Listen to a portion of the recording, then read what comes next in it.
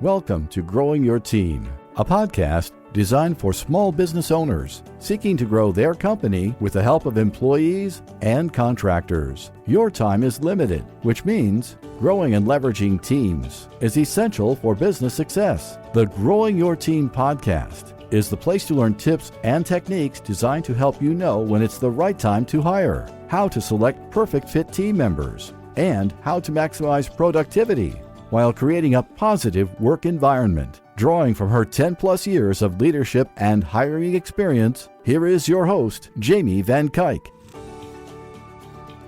Hello, Jamie Van Kuyk here, and welcome back to the Growing Your Team podcast. Today, I want to talk to you about what to do when you're not getting applicants for your jobs. And for this conversation in particular, we're talking about you're no longer getting applicants for a job that when you used to post in the past, you got lots of applicants for. So if you're brand new to posting this job, you've never hired for this particular job before, some of this information might hold true to your position and your experience, but the focus of today is going to be how the current job market is changing and impacting things that used to work in the past. So this is something that I've recently had multiple conversations about with family members that are hiring, people in my business groups that are trying to hire, and even past clients that are trying to hire right now. They are sometimes having a hard time even getting applicants for positions that they used to get lots of good quality applicants for. And the honest thing that I have to tell these people when we start these conversations is you are not alone. Things are tough right now. If you are hiring for a labor-intensive, hourly paying position, things are tough right now. However, it doesn't mean that all hope is lost. So I'm going to tell you some of the things that have been going on in those conversations and hopefully give you a little bit of insight of things you can do if you are in this bucket where you are having a hard time getting good applicants for a position that you used to have no trouble getting applicants for. To start off, things have changed a lot over this last year. And the reality is, right now at this time, there are a lot of people that are still making good money from unemployment due to COVID. And there are some people where this money that they're getting from unemployment is 100% needed. They're in situations because of the people around them, the family members that they have to care for, including maybe elderly parents that can't get vaccines, or children that there's still limited options in some place for childcare, especially like around the clock childcare, like, later hours in the day. In some situations, people really can't put themselves back in the workforce right now. And therefore, they are taking that money from unemployment and they really need it, that money is helping people survive. Then there's other people that are enjoying the fact that they're making as good as money off of unemployment as they were when they were working and are deciding to ride that out as long as they can before returning to the workforce. I know we talk about people being lazy and everything, but look at all levels of our society. We have people from the poor to the rich that are not afraid of taking a handout and enjoying money that's given to them and not working hard for it. So the reality is that's the state that we're in right now. And eventually that money is going to stop and things are going to go back to normal there. But we have to deal with what's going on right now. Another thing that is going on right now is some things are just very different with our labor pool because of limited travel due to COVID, because of more kind of restrictions at our borders. we have sometimes fewer people coming in that just sometimes need those maybe lower paying jobs, whether it is college students who are looking for money so they can pay off their college loans, or people that are traveling in.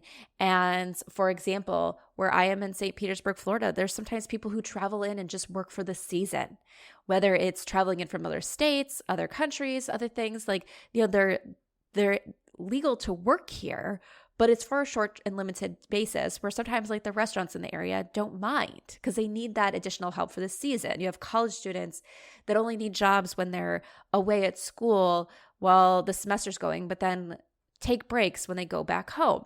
And COVID is changing and impacting all that, which means our labor market, in some places, the available people to work has changed just because the flow of people is different. So there's all these different things that are impacting the labor market right now. And it's just one of those things that we have to realize that things are different right now. In some ways, the differences are going to continue. In some ways, the differences are not going to continue. That things will go back to normal, or like people say, the new normal of somewhere between what we have now and what we had before. So that's the reality of what is going on. Big things that are making an impact on the labor pool. So what can you do about your position? Now, I know for this conversation, I specifically mentioned hourly labor intensive jobs. And the reason I want to focus on this is because these are positions you can't always make changes to. You can't turn it into a remote position. Sometimes you can't change the hours and make it more flexible. But if you're listening to this and you have a position where you can really change the position or make it more flexible or anything like that, then that is something you want to do. You want to be able to cater to what the market needs or wants right now. But that's not the case. There's so many positions, and the ones we're talking about today, you really can't make those changes. So here's what you should do. There's two ways to look at this. There's two different things. So first, I want you to take a good hard look at your job posting. The last year has taught people more and more about finding a company that fits them. It's no longer just about working and getting a paycheck. It's finding a company that fits their values, their beliefs, that they feel good about working for. And there's a lot of companies out there with their job posting. They focus so much around the tasks and responsibilities that you forget to really talk about who you are as a company. You forget to make that connection. And you sit there, and I've worked with clients recently where they're like, but this job posting in the past has always worked. Well, just because it's always worked doesn't mean it's going to continue working. So you need to make sure that you are clearly describing who you are as a company, who your ideal candidate is for this position, and make that connection. So if someone is casually looking at jobs, or they're looking at opportunities, and there's opportunities with you, and there's opportunities for another company because you're in an industry that is a lot of people are trying to hire for right now, you want to make that connection. You want people to read it and say, this is the company for me. This company is not only hiring me so I can do work for them and make that company money, but that they see that they will be valued, that there is that core connection. So one, that's the first thing. Just because your job posting worked in the past to get you candidates and get you hires doesn't mean it's hitting the mark and things are different in this job market. But then there's people out there who have this and are still struggling. So start there, because that might be your solution. But if you have that and you're like, I really already do a good job for this, and possibly have someone external read that job posting, because when you know your company very well, when you know everything about your company, you're going to read things differently than someone from the outside. So if you have a friend or someone, have them read that job posting to see if there really is that you're doing a good job describing your company. But let's say you have all that.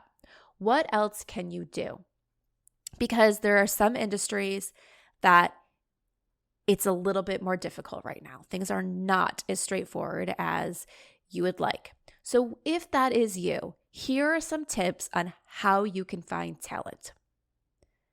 And they all fall around the stop waiting for talent to come to you and go find the talent yourself. So what does this mean? This means putting in a little work of finding out where else can you connect with the job seekers who want the job in your industry. Because yes, things might be hard right now. Things might be different right now, but there are still people looking for opportunities.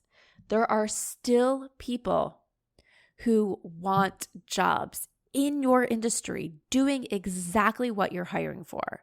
You just need a way to cut through the noise and get in front of them. So some of the things to do here is if there's a certification program, if there's a school locally that is teaching people the skill sets that they need to do this position, contact those organizations. See if there's opportunity to get in front of their students. See if there's an opportunity to speak to their alumni. See if there's an opportunity to go out for your job posting to go out in their next newsletter. Some of these places have job boards, and their job board may or may not be the right place for you to post, but there might be other opportunities. Because if you think about it, schools, certification programs, and things like that, what is one of the things they typically pride themselves on? What is one of the stats that they typically use in their marketing? The percentage of their students who get jobs in this particular field. So they want to help their students get jobs in this field. And in some of these opportunities for it be like, okay, this is a company that our students can go work for, they're going to jump on. They're going to help you get that opportunity in front of their students. So that way their success rate as a program goes up, or at least stays the same and it doesn't drop based on the market conditions. So find those opportunities, especially if you're in a position where you require or prefer people who have certain education or certifications or training. One of the other places to look is Facebook groups. There are so many niche-specific face groups out there. I can almost guarantee you there's one for your industry. And in many places, there's going to be ones specifically for people trying to find jobs in that industry or in that line of work. And if you can't find one that's specific for your industry where people are trying to find jobs, there's probably a group, a Facebook group for your local area of people trying to find jobs. Go to those groups, join those groups, and post your opportunity. Go to those groups and you can search in those groups to see who's looking for a job like this. And if there's people out there that are specifically asking for certain types of jobs, connect with those people in that comment thread and let them know about the opportunity.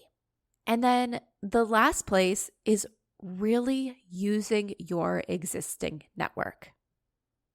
This includes your network of employees, past or current, ones that you have good relationships with, where you can connect with those people and say, hey, we're trying to find someone to hire.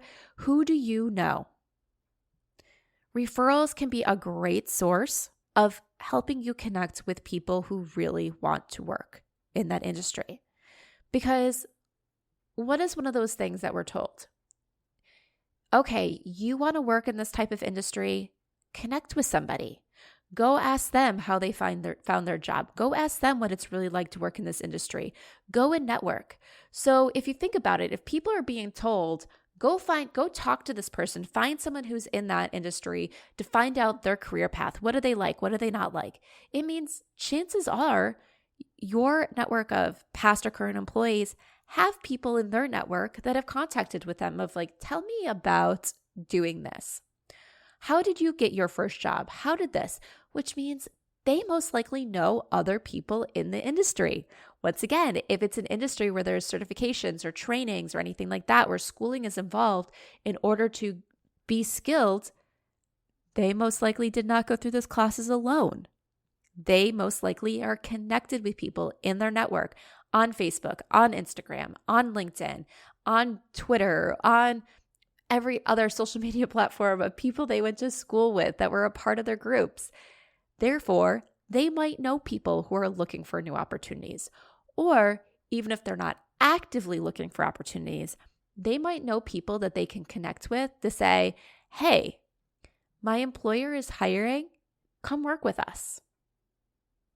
So use your network. And then even outside of your employees, people in your network that are just supporters of your business. You never know who they know. So those are 3 things you can do to go proactively find talent. Go straight to the certification, training, programs that exist, the schooling that exists to help people learn what they need to know to get a job in your industry. Go search Facebook groups. Find people who are looking for jobs. Find the groups that are helping people find their next job opportunity, whether it's in your local area or in your specific niche industry. And use your network. When you do these, it's going to help you increase your opportunity to find people to hire. The last tip I want to give you is becoming a little bit more or thinking outside the box with your position than you always have. And what I mean here is not necessarily changing up the job, because we already talked about that at the beginning, about how if you're hiring for these manual jobs, you can't always change things up when it comes to what are the responsibilities. You can't work remote, like all these things where what you need is what you need when it comes to the output of the work and how that work is being performed. But there might be some other things you can do to get a little creative to attract or be able to hire talent. So is it a position where, let's say before it was a full-time position? Do you need full-time, or could you, for the time being, do 2 part-time team members? Right? So maybe there's someone who's going to school who would like to work so that way they can pay for their tuition, but they can't do full-time. So doing 2 part-time team members gives you what you need and then gives someone the opportunity to get a job. Then there's different things you can do about, where do you have flexibility? What can you change up? Are you in a position where you can adjust the hours a little bit? Or something like that where you can then get creative? Or can you get a little bit more flexible on your requirements? Yes, everyone wants someone who has experience. However, if you can't find someone who has experience, can you train? Because what happens when everybody looks for people that have experience? They're all competing for the same market. They're all competing for the same workers. And then there comes the thing where I can't hire anyone who has experience because they're all too fresh and too new. Well, people can't get experience if no one is willing to help them get that experience. So is it something where you can bring them in and have them help out? Is it something where you can bring them in and have them do a little bit more of a junior role? So if you have a larger team of people that are doing things, have them come in and help just take some of those smaller, lesser skilled items off of your other team members' plates so they can get acquainted to the work. They can get used to it. Your more skilled team members can then do the bulk of that skilled work, because this non-skilled work is being taken off their plate while that person gets the opportunity to be exposed to and learn more. So somewhere along the line, you have to be willing to train people if you want really skilled team members. You can't always depend on the outside world to train your workforce. And that might be exactly what you need to do, Instead of only looking for the people that have years and years of experience, be willing and open to train. I know you might be sitting there and say, I don't have time to train right now. But think about it this way. If you have a job that's been open for a few weeks, that's a few weeks that have gone by without someone in that position. If you're going to continue insisting that someone comes in highly experienced, that's a few more weeks. That might be a few more months until you have someone in that position. That means right now, you're most likely doing the work, or someone in your company is doing the work of that opening. And if that's the case, getting someone in that you can train, yes, takes time, but is it really more time than you're continuing to ask of yourself and ask of your team members as you go weeks and months with this position being open? So with all this, it might not be perfect, but sometimes you have to be willing to make exceptions or make changes in order to get the long-term talent that your business needs. So be willing to train and give someone a chance to help get the support that you need. And one of the things I know people will be sitting there thinking, it's like, well, what if I hire someone and they're not capable of learning? And that's always something that with the right process, you can help determine. With the right interview questions, you can help identify, do they have the ability to learn? Because when you prove that someone has the ability to learn, then that doesn't really have to be an issue. Then it's all about teaching. It's all about training. And then it also means that you're not bringing in someone who has bad habits because someone trained them differently than you would like them to do the work.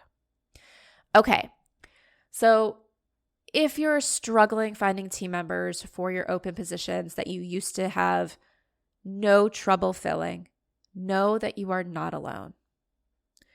Know that things are tough right now, but there are things that you can do, and things will change and things will get better. But right now, you might need to change up things in your hiring habits in order to get the talent that you need today. All right, so that wraps up this episode of the Growing Your Team podcast. I wish you luck with your hiring. You will find the talent that you need to support your clients, support your business, and keep growing. Trust me, the right talent is out there. Just sometimes you need to get a little bit creative and change your processes, even when they worked in the past, in order to find your perfect team members today. And that wraps up this episode of the Growing Your Team podcast. Did you enjoy this episode? If so, and you have not done so yet, please subscribe to the Growing Your Team podcast so you can stay up to date on all the latest episodes and hear all the greatest tips from our guest experts on how you can grow your team so you can scale your business. And if you haven't done so yet, please consider leaving us a review. I would love to hear what you think of the podcast, and your review will help other people decide if this is the right podcast for them. So once again, thank you for listening, and be sure to subscribe and leave us a review. Thank you for joining us for this episode of Growing Your Team with your host, Jamie Van Kuyk. Be sure to subscribe and head on over to growingyourteam.com to connect, access the show notes, and discover more ways to hire and leverage your perfect fit team.